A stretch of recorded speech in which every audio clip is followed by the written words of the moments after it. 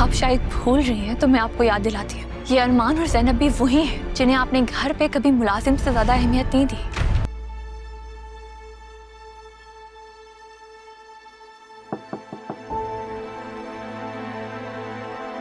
आओ बेटा बैठो।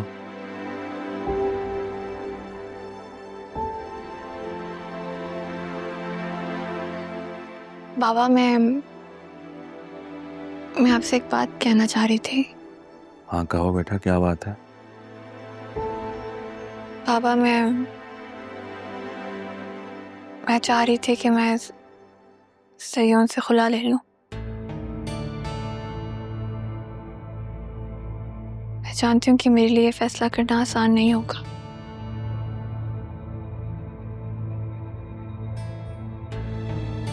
लेकिन अब मैं इस रिश्ते का बोझ मज़ीद नहीं सह सकती।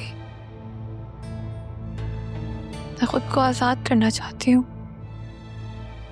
हर उस याद से जिसमें मैं कैद होती जा रही हूँ। तुम्हें जो ठीक लगता है ना बेटा तुम करो, मैं तुम्हारे साथ खड़ा हूं।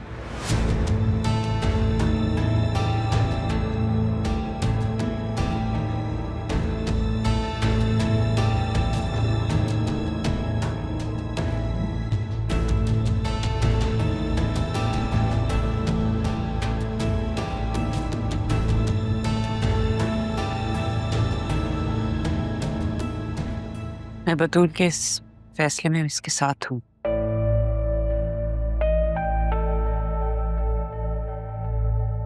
आई थिंक तुम्हें ज़ैनब से बात करनी चाहिए। क्या? अभी बतूल की खुला नहीं हुई है, समझी तुम? जानती हूँ।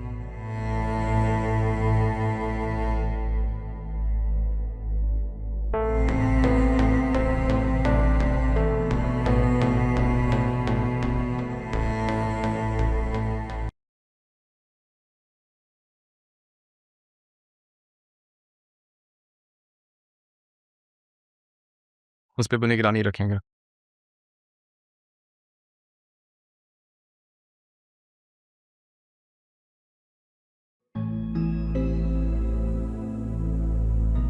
अरमान तुम यहाँ? मैं तुम्हें ही कॉल कर रही थी।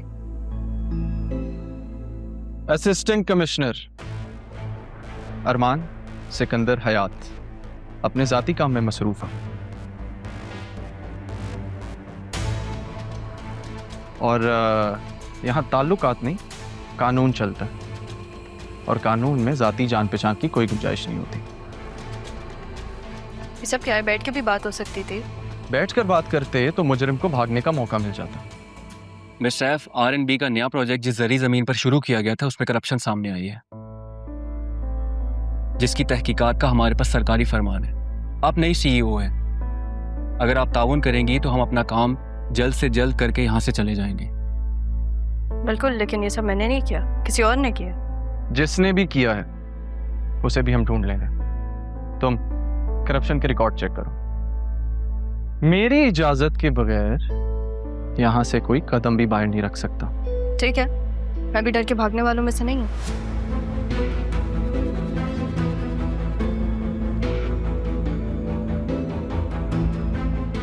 सब सीज करो।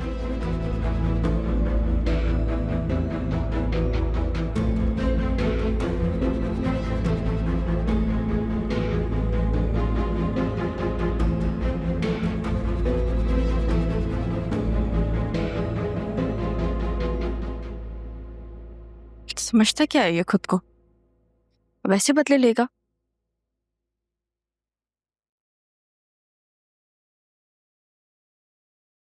ठीक है, seems good, thank you. Hello.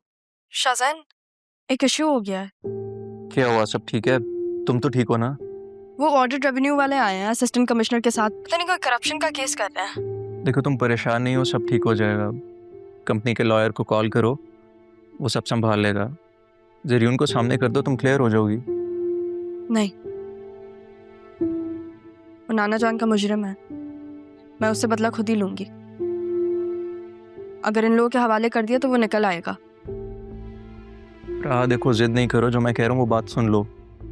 जिद है तो फिर जिद ही ठीक, लेकिन मैं नहीं करूंगी ऐसा। ठीक है, तो फिर एक काम करो, फिलहाल ऑफिस को और ख़ुद को ज़रियून से दूर रखो। राहा मैम, वो ऑडिट वाले आपसे मिलना चाहते हैं। अच्छा शाहजहान, मैं तुमसे बाद में बात करती हूँ, वो ऑडिट वाले बुला रहे हैं। अच्छा ठीक है, लेकिन एक बात का ध्यान रखना कि घबराना बिल्कुल भी नहीं, कॉन्फिडेंटली बात करना।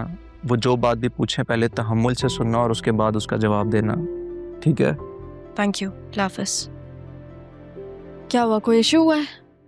वही राशिद को लेकर मसला, और अब ये रेवेन्यू वाली बात। हमारे पेपर्स रेडी हैं?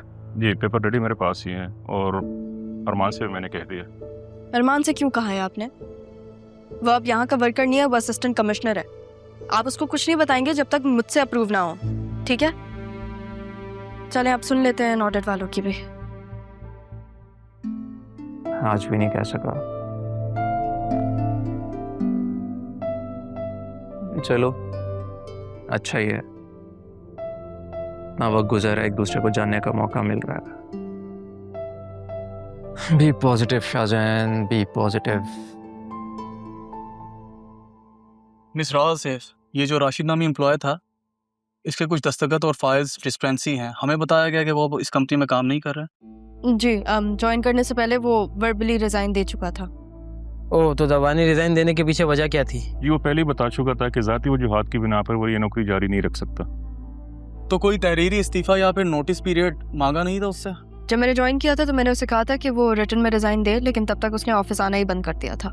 जी HR के पास उसकी गराजरी का मुकम्मल रिकॉर्ड है, और हमने उसके अलग से डॉक्यूमेंट्स भी सील कर रखे हुए हैं जो इस फाइल में मौजूद हैं। तो राशिद ने खुद नौकरी छोड़ी थी? देखिए, मेरी टीम में जो शख्स है उसके लिए जिम्मेदारी लेने के लिए मैं बिल्कुल तैयार, लेकिन अगर मेरी टीम में कोई भी कानूनी तौर पे और एतमाद से खेल रहा है तो ये उसकी जिम्मेदारी है, मेरी नहीं। फरीद साहब, आप प्लीज़ ऑडिट वालों से कोऑपरेट कीजिएगा। मैं आप लोगों को बता दूंगी, मेरे नाना जान की कंपनी है और मेरे लिए बहुत स्पेशल है। अगर यहाँ पे कानूनी तौर पे कुछ भी गलत हो रहा है तो मैं बिल्कुल चाहूँगी कि उस पर सवाल उठे।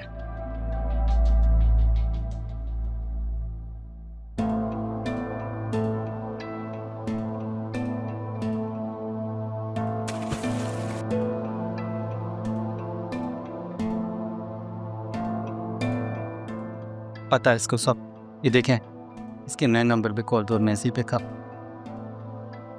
इंटरनेशनल बैंक डॉक्यूमेंट्स मांग रहा है, जल्दी से सेंड करो मुझे। हम यहाँ ज्यादा देर नहीं रुक सकते, ज्यादा देर नहीं रुक सकते।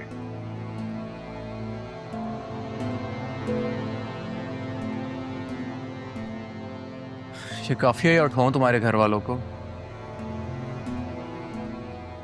नहीं, तूने कुछ मत किया, जो कहोगे मैं करने को तैयार, सब बताने में तैयार। बेटा बताने का टाइम गया, सब कुछ वापस करना पड़ेगा जो लिया है। इसे खाने पीने को कुछ दो और ज्यादा आराम नहीं करने देना।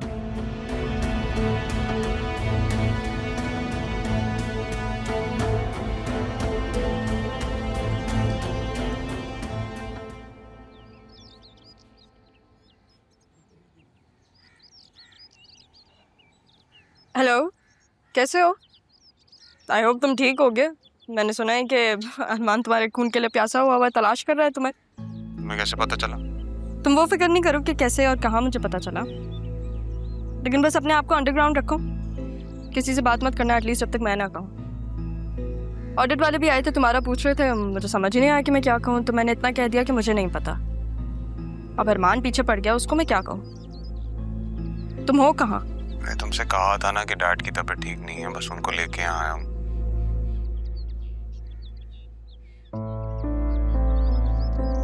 लेकिन खैर, तुम अपने डैड का ख्याल रखो, बाद में बात करता हूँ। लगता है ज़रियून को बचाने की कोशिश की जा रही है। अरमान, मेरा मतलब असिस्टेंट कमिश्नर साहब, अब तो करप्शन के केस में यहाँ पे फंसाने आया है ना हमें। मैं सिर्फ इतना बताने आया हूँ कि ये खेल अब ज़्यादा देर नहीं चलेगा। और रही बात फंसाने की, तो RNB के खिलाफ मैं कभी कोई ऐसा कदम नहीं उठाऊंगा जिससे उन्हें नुकसान पहुंचे। आर को तो जितना नुकसान पहुंचाना था आपने पहुंचा दिया। अब तो आप बतूल बी को प्रोटेक्ट कर रहे हैं ना। जो समझना समझो, बस ये याद रखना कि अब हर बार दिल को चीर के निकलेगा। कल मिलते हैं।